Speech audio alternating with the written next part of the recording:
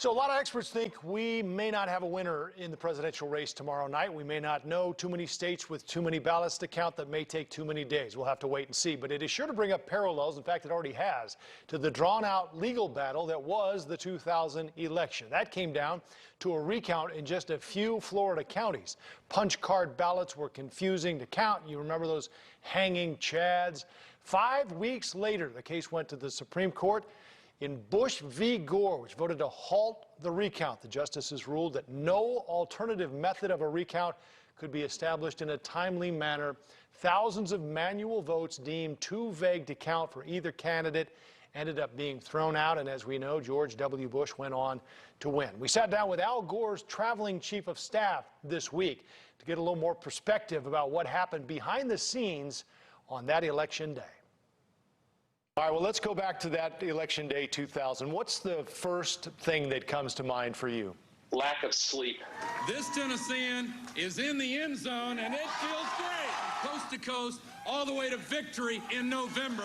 We've been on the road for 3 or 4 days, campaigning around the clock, hitting markets all over the country, and got back to Nashville early in the morning on election day. And the problem came later in the evening when the vote started moving in the other direction. The margin in Florida went from a healthy Gore lead to a narrow Gore lead to a narrow Bush lead.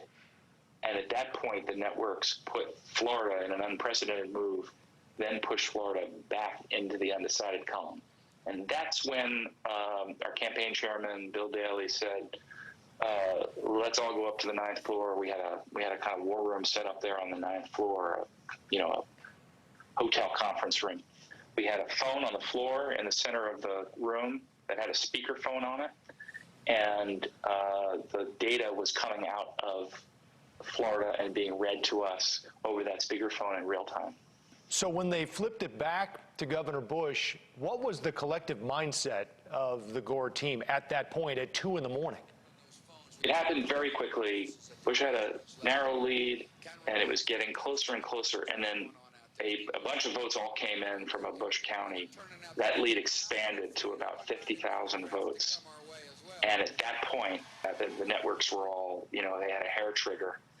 They called they called Florida for Bush, and then they called the race for Bush.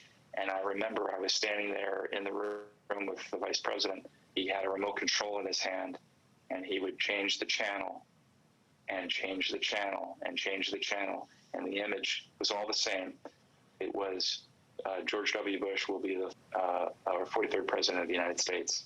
And, that was an indelible moment. So the vice president decided at that point to make a call to Governor Bush and concede. Do you remember what went into that?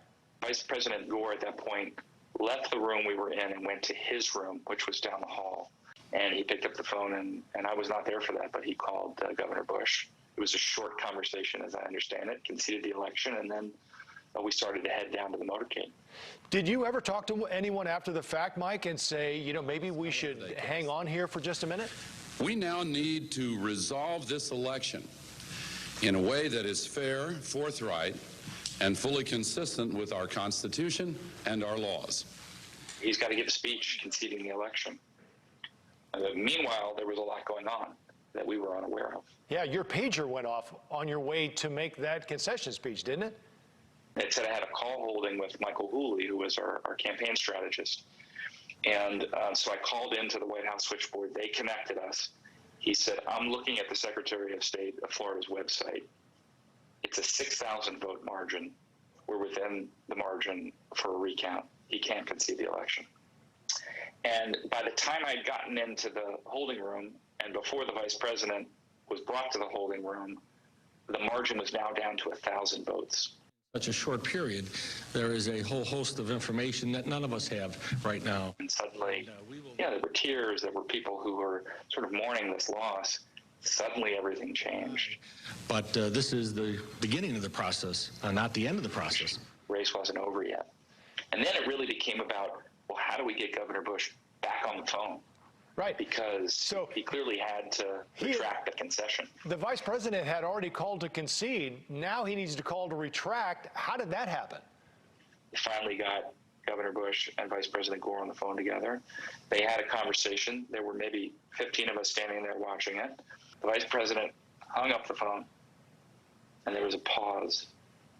And then the entire room erupted in applause and laughter. It was like the game was over, and we had lost the game. And then suddenly somebody put 10 seconds back on the clock. We still do not know the outcome of yesterday's vote, and I realize that this is an extraordinary moment for our democracy. People are already making comparisons to 2000 and what could happen in 2020. Do you anticipate any court challenges, ballot counting issues, or any other problems like that this time around? I would say both sides are ready to litigate the election. And that could be agonizing, that could be difficult, but I would say that we have to just be calm, be patient, respect the rule of law, allow the process to unfold, hope that every vote is counted, and in the end, hopefully we end up with a result that again, honors the will of the electorate, that honors our democracy, and that everyone can feel confident in moving forward.